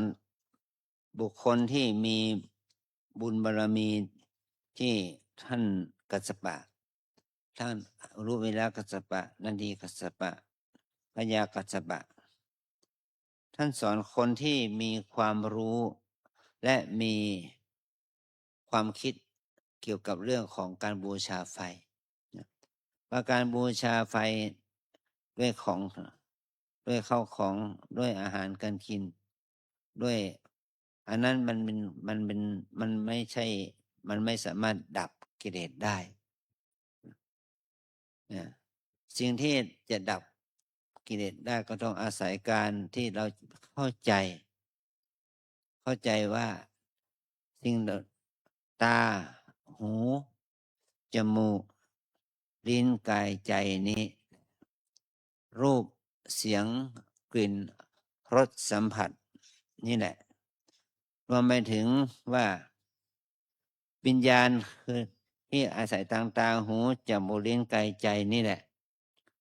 ผัสสะที่เกิดขึ้นทางตาหูจมูกลิ้นกายใจนี่แหละมันก่อให้เกิดเวทนาคือสุขบ้างทุกข์บ้างไม่ใช่ทุกข์ไม่ใช่สุขบ้างนี่แหละเป็นของร้อนเพราะร้อนด้วยอะไรร้อนด้วยราคะร้อนด้วยโทสะร้อนด้วยโมหะมันร้อนเพราะมันมีความเกิดความแก่และความตายร้อนด้วยความที่ว่ามันมีความเศร้าโศกความลำไรลำพันความไม่สบายกายความไม่สบายใจความคับแค้นใจทั้งหลายเหล่านี้แหละเป็นของร้อนเนี่ยถ้าเราลองพิจารณาตัวเราจริงๆนะชีวิตของเราเนี่ยมันถูกไฟทั้ง6กองนี้เผาเราทุกวันนะเราทุกข์กับตาไหมล่ะตาที่เห็นนะเราทุกข์กับตาที่เห็นเราทุกข์กับสีที่ได้เห็น เราทุกข์กับจิตที่ได้เห็นนั่นแหละเราทุกข์กับสัมผัสที่เกิดขึ้นทางตานั่นแหละเราทุกข์กับความรู้สึกที่เกิดขึ้นทางตาหูจมูกลิ้นกายใจนั่นแหละทุกข์อะไรเป็นทุกข์อะไฟนะเกิดราคะ เกิดโทสะเกิดโมหะนะไฟเหล่านี้ไฟราคะไฟโทสะไฟโมหะมันก็ก่อให้เกิดโทษราคะโทสะโมหะมีที่กับใครมีที่ใด มันก็จะเป็นเหตุให้เรามีความเกิดความแก่และความตายเนี่ยนะความเกิดความแก่และความตายเราไม่นำซ้ำในช่วงที่เรายังไม่ตาย มันก็มีความโศกความร่ำไรรำพันความทุกข์กายความทุกข์ใจความคับแค้นใจ มันก็จะเกิดทุกข์เหล่านี้นี่แหละพระพุทธองค์ได้สอนว่าให้เราทั้งหลายนั้นได้ปล่อยวางได้เบื่อหน่าย ในตาหูจมูกลิ้นกายใจในรูปเสียงกลิ่นรสสัมผัสธรรมารมณ์นี่แหละนะให้เราละความรู้สึกยินดียินร้ายชอบไม่ชอบทุกข์สุขกับมันละสิ่งเหล่านี้แหละจะเป็นเหตุให้เราพ้นจากทุกข์ได้อย่างนี้นะนี่เราพูดกันอย่างนี้ มันไม่ใช่เอาเรื่องลามกจกเปรตมาพูด เราพูดเรื่องเหล่านี้มาพูดตามความเป็นจริงของคนเราทุกคนนะแม้จะเป็นพระก็ตามเป็นสามเณรก็ตามเป็นแม่ชีก็ตามเป็นโยคีชายหญิงก็ตาม มันก็ทุกข์เพราะสิ่งเหล่านี้นะเพราะว่าอะไรเพราะตาหูจมูกลิ้นกายใจ มันเป็นเหตุให้เกิดราคะความกำหนัดยินดี มันก่อให้เกิดโทสะความโกรธความเกลียดความชัง มันก่อให้เกิดความหลงความไม่รู้ความรู้ไม่รู้แจ้ง มันก่อให้เกิดความเป็นทุกข์กับชีวิตทำให้เรามีความแก่ความเจ็บความเกิดความแก่ความตายและทำให้เรามีทุกข์หลายอย่างจรมาคือความโศกความร่ำไรรำพันความทุกข์กายทุกข์ใจความคับแค้นใจ อันนี้ถือว่าเป็นพระสูตรที่พระพุทธเจ้าสอน รอบเร็วอย่างที่อาจารย์อธิบายเนี่ยพระท่านทั้งหลายทั้งพันองค์จะเป็นพระอรหันต์ได้ แต่เราเนี่ย แค่ได้หันขวาหันซ้ายเนาะไม่ได้เป็นพระอรหันต์อ่ะ เพราะเรามีบารมีน้อยเพราะเรามีปัญญาญาณน้อย เรายังมีกิเลสอยู่ ยังมีราคะโทสะโมหะอยู่นะแม้จะฟังมัน10 รอบ20 รอบก็ยังไม่ได้เป็นพระอรหันต์เพราะอินทรีย์บารมีเราน้อย ถ้าเราฝึกกันไปเรื่อยๆมันก็จะทำให้มันขัดเกลากิเลสอกุศลเหล่านั้นออกไปได้นะเพราะเหตุนี้เนี่ยถ้าเรามีความเข้าใกล้ชิดกับหลักคำสอนของพระสัมมาสัมพุทธเจ้านี่แหละมันจะทำให้เรานั้นได้เข้าใจถึงสัจธรรมของชีวิต ว่าสิ่งทั้งหลายทุกทั้งหลาย มันไม่ได้เกิดจากใครมันก็เกิดจากตาหูจมูกลิ้นกายใจ รูปเสียงกลิ่นรสสัมผัสเหล่านี้แหละนะทุกสุขกิเลสอกุศลมันก็เกิดขึ้นที่นี่ บาปบุญคุณโทษก็เกิดขึ้นที่นี่ ราคะโทสะโมหะก็เกิดขึ้นที่นี่ ความโศกความร่ำไรรำพันความทุกข์กายทุกข์ใจก็เกิดขึ้นที่นี่ นี่คือทุกข์และเหตุแห่งทุกข์ก็เกิดขึ้นที่นี่ สติปัญญามันก็จะเกิดขึ้นที่นี่ ความดับทุกข์มันก็เกิดขึ้นที่นี่อย่างนี้นะขอให้เราได้เห็นคุณค่าของความมีชีวิตอยู่ที่เราได้มาประพฤติปฏิบัติทำกรรมฐานเป็นต้นในวันนี้ในวาระนี้นะขอให้เราทั้งหลายได้ตั้งใจภาวนาเพื่อถวายเป็นพระราชกุศลแด่สมเด็จพระนางเจ้าสิริกิติ์พระบรมราชินีนาถพระบรมราชชนนีพันปีหลวงและก็ถวายเป็นพระกุศลแด่สมเด็จพระเจ้าลูกเธอเจ้าฟ้าพัชรกิติยาภาเราจะได้นั่งสมาธิภาวนาถวายเป็นพระกุศลแด่พระองค์ท่านต่อไปนะตั้งนาฬิกา12 นาที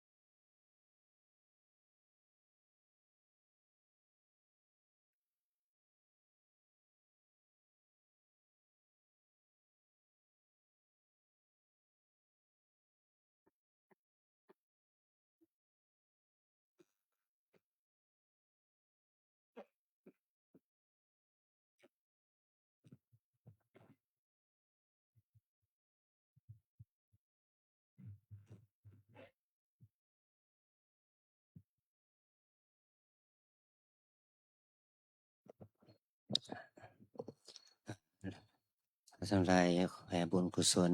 นะอิทังโน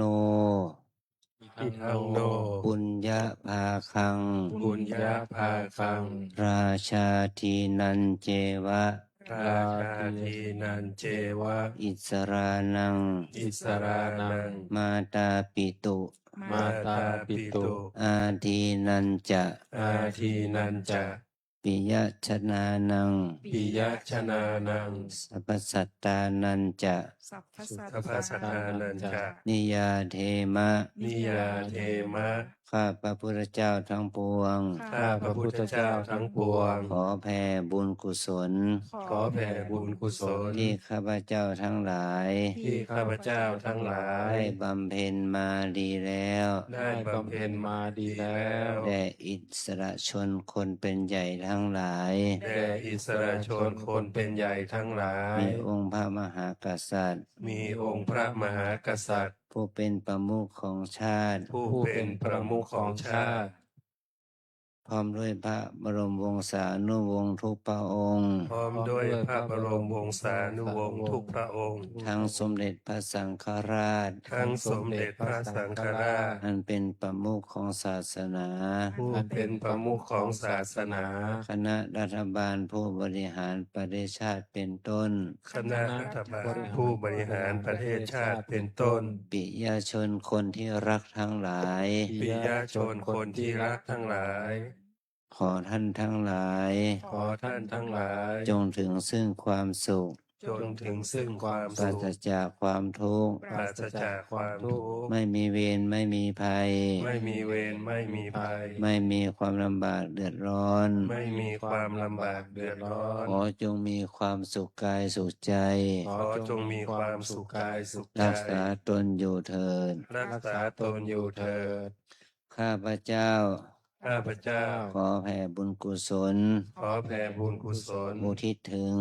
อุทิศถึง สมเด็จพระนางเจ้า สมเด็จพระนางเจ้า สิริกิติ์ สิริกิติ์ พระบรมราชินีนาถ พระบรมราชินีนาถ พระบรมราชชนนีพันปีหลวง พระบรมราชชนนีพันปีหลวง และสมเด็จพระเจ้าลูกเธอ และสมเด็จพระเจ้าลูกเธอ เจ้าฟ้าพัชรกิติยาภา เจ้าฟ้าพัชรกิติยาภา สิริโสภาพันนวดี สิริโสภาวันนวดี กรมหลวงราชชินีสิริพัฒน์ กรมหลวงราชธินีสิ ธิ ริ รั พั ต ฒ น์ น์ มหาวัชรราชธิดา มหาราชธิดา ชธิดา ที่พระองค์ได้ทรงชินพระชน ที่ได้ทรงสิ้นพระชน จงได้รับส่วนบุญกุศล จงได้รับส่วนบุญส่วนกุศล ให้ข้าพระพุทธเจ้าทั้งหลาย ที่ข้าพเจ้าทั้งหลาย ได้กระทำบำเพ็ญมานี้ ได้กระทำบำเพ็ญมานี้ ขอพระองค์จงมีความสุข ขอพระองค์ จงมีความสุข ปราศจากทุกข์ ปราศจากความทุกข์ ไม่มีเวรไม่มีภัย ไม่มีเวรไม่มีภัย ไม่มีความลำบากเดือดร้อน ไม่มีความลำบากเดือดร้อน ขอให้มีความสุข ขอให้มีความสุข รักษาตนอยู่เถิด รักษาตนอยู่เถิด สาธุ สาธุ เราไว้เป็น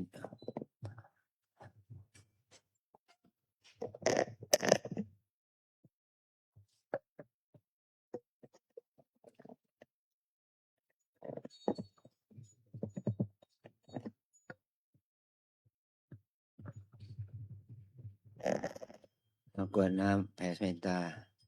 อิตังทานา กัมมังนิพพานาปั ปั จ จ จ จ ย ย โย โย โห โห น น ตุ ตุ โน โน นิ นิ จั จั ง ง อิ อิ ตั ตั ง ง สี สี ลา ลา กั กั ม ม มั มั ง ง นิ นิ พ พ พา พา นะ นะ ปั ปั จ จ จ จ ย ย โย โย โห โห น น ตุ ตุ โน โน นิ นิ จั จั ง ง อิ อิ ตั ตั ง ง ภา ภาว ะ ะ นา นา กั กั ม ม มั มั ง ง นิพพานะปั ปั จ จ จ จ ย ย โย โย โห โห น น ตุ ตุ โน โน นิ นิ จั จั ง ง ยั ยัง ง กิ กิ น น จิ จิ กุ กุ สา สา ลั ลั ง ง กั กั ต ต ตา ตา พั พั ง ง กั กั ม ม มั มั ง ง สาเพหิ อั อั ม ม เห เห หิกาตังบุญยังโนอนุโมทา นตุสุนันตุโพนโตเย เยเทวะอัสสมิงธาเนอาทิคาตาทิคายุกา สัทธา โหนตุสัพเพสัตตาสุขีอัตตานังปาริหารันตุมาตาปิตาสุขีตาโหนตุทุกขาปามุจจันตุสัพเพยาตากาสุขีตาโหนตุทุกขาปามุจจันตุสัพเพอายาตากาสุขีตาโหนตุทุกขาปามุจจันตุสัพเพปิสาสัพเพยัคขาสัพเพเปตาสุขีตาโหนตุทุกขาปามุจจันตุสัพเพนัคขตาสุขีตาโหนตุทุกขาปามุจจันตุสัพเพเทวาสุขีตาโหนตุทุกขาปามุจจันตุสัพเพอาจาริโยปัชฌายาสุขีตาโหนตุทุกขาปามุจจันตุสัพพะสัมปติโยสามิจันตุโววันตามิพุทธังสัพพะเมวะโทสังฆามัทธาเมพันเตวันทามิธัมมังสัพพะเมวะโทสังฆามัทธาเมพันเตวันทามิสังฆังสัพพะเมวะโทสังฆามัทธาเมพันเตวันทามิคารุอุปัชฌาอาจาริเยสัพพะเมวะโทสังฆามัทธาเมพันเตวันทามิกัมมัฏฐานังสัพพะเมวะโทสังฆามัทธาเมพันเตวันทามิอาราเมพัทธาสีมังสัพพะเมวะโทสังฆามัทธาเมพันเตวันทามิเจติยังสัพพังสัพพังฐาเนสุปฏิทิตาสารีราธาตุมหาโพธิงพุทธรูปังสักกาลังสัทธานาคาโลเกเทวะโลเกพรหมโลเกจัมปูทิเปรังกาทิเปสารีราธาตุโยเกสาธาตุโยอะระหันตาธาตุโยเจติยังคันธากุติงจาตุราสิติสาหัสเสธัมมคันเทสัพเพสังปาทะเจติยังอะหังวันทามิสัพพะโต อัญชลีวันทาอภิวาทอัญชลีวันทาอภิวาทอัญชลีวันทาอภิวาทอัญชลีวันทาอัญชลี